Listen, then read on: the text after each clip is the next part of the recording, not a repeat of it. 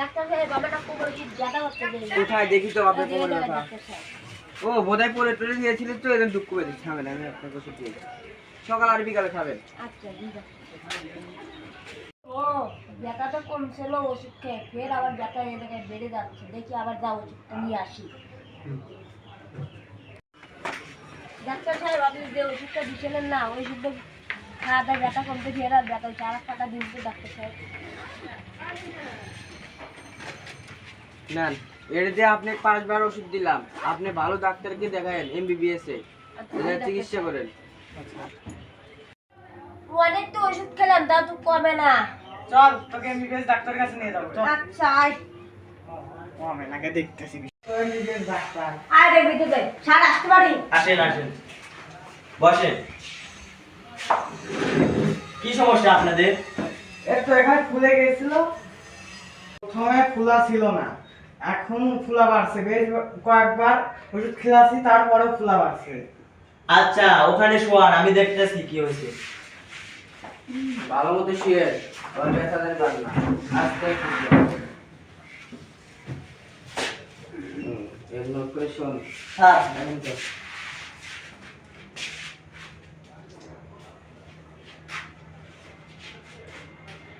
এখন কি অবস্থা? করে আপনাকে সত্যি কথাটা বলি, আপনার আর বাঁচবেন না। আপনার ওখানে টিমার হয়েছে আর ওখানে ইনফেকশন, আপনি অপারেশন করলেও মারা যাবেন, না করলেও মারা যাবেন।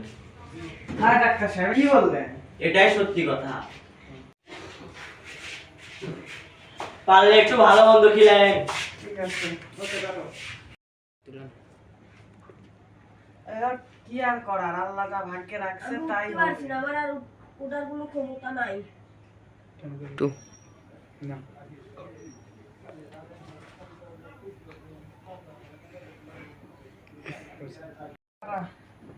আমার চাচা একজন প্রভাষক আছে, দেখি ওরে ফোন দিয়ে দেখি সে কি বলে। আমি এখানে খুব বিপদে আছি, আমার বন্ধুর তো কেউই নেই, বাকি কথা আপনি আসলেই হবে। আসসালামু আলাইকুম। ওয়ালাইকুম আসসালাম, ভালো আছো? হ্যাঁ কাকা, এই যে এই হলো আমার বন্ধু। আচ্ছা ঠিক আছে, আমি একটু দেখি। আমার এক বন্ধু ভালো ডাক্তার, তো ওনার সাথে পরামর্শ করে। আসলে তো বিষয়টা খুব জটিলই, তবে ঠিক আছে দেখছি। তুমি এরকম অসুস্থ হয়ে গেছো মানে ওই খাওয়া দাওয়া করো না নাকি? চিন্তা করো কেন? কোনো চিন্তা নেই, আল্লাহ যা ভাগ্যে রাখছে তাই হবে, কোনো চিন্তা করবে না। হ্যাঁ, আল্লাহ পৃথিবীতে তোমার যতদিন হায়াত রাখছে অথবা তোমার যতখানি রিজিক রাখছে ততখানি তো পাবে, এ নিয়ে চিন্তার কিছুই নেই। ঠিক আছে, কোনো চিন্তা নেই, আমি আসছি এখন, তোমার কোনো সমস্যা নেই, আমি দেখছি কি করা যায়। তুমি মরবে কেন? মরবে না, ইনশাল্লাহ তুমি বাঁচবে। ঠিক আছে, কোনো চিন্তা করো না। ঠিক আছে চলো যাই আমরা সেই ডাক্তারের কাছে, তুমি থাকো, সেই ডাক্তারের কাছে যাচ্ছি। ঠিক আছে, ওকে। কাকা এটাই সেই ডাক্তার। ও আচ্ছা ঠিক আছে। আসসালামু আলাইকুম ডাক্তার সাহেব, ভালো আছেন? ওয়ালাইকুম আসসালাম, ভালো আমি আছি, তো বসেন। ভাইস্তার বন্ধুকে বলেছেন যে সে বাঁচবে না, টিউমার হয়েছে, বাঁচবে না, সেটা বলেছেন। হয়তো আপনি সত্যি কথা বলেছেন, ঠিক আছে বলা যায়, কিন্তু ঘটনা হচ্ছে যে একটা রুগীকে যদি সে বাঁচবে না এই কথাটা যদি বলা যায়, বলা গেলে তার পরিস্থিতি কেমন হয় চিন্তা করেন। কারণ আমি শুনেছি আমার বন্ধুর থেকে যে যখন কোনো মানুষ এরকম একটা টেনশনে থাকে যে সে বাঁচবে না, 2 দিন 3 দিন পরে হয়তো সে মারা যাবে, তাহলে তার হার্টটা কাজ করে না, এবং আপনার আমাদের শরীরের ভিতরে যে একটা কার্যক্ষমতার মানে রোগ প্রতিরোধ ক্ষমতার যে একটা রিপু থাকে, সেই রিপুটা এরকম একটা টেনশনে থাকলে ওই রিপুটা কাজ করা বন্ধ করে দেয়, এবং কাজ করা বন্ধ করে দেওয়ার কারণে আপনার আমাদের যে হার্ট আছে, হার্টটাও অন্যদিকে মনোনিবেশ করে, হার্টটাও কাজ করে না।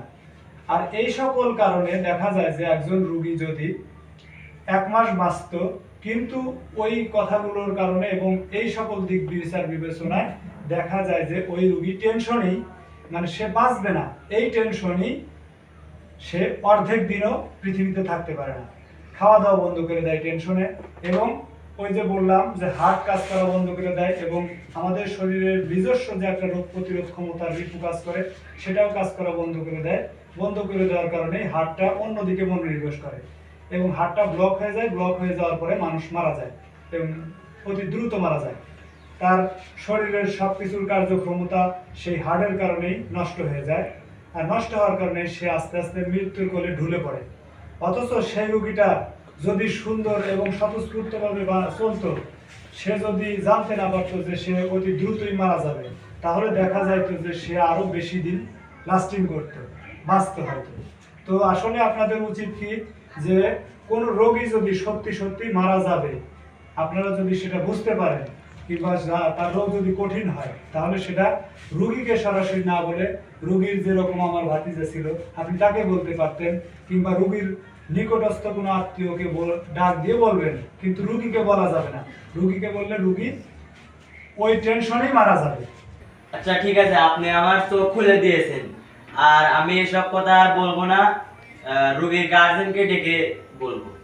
ঠিক আছে, ভালো থাকবেন। আচ্ছা।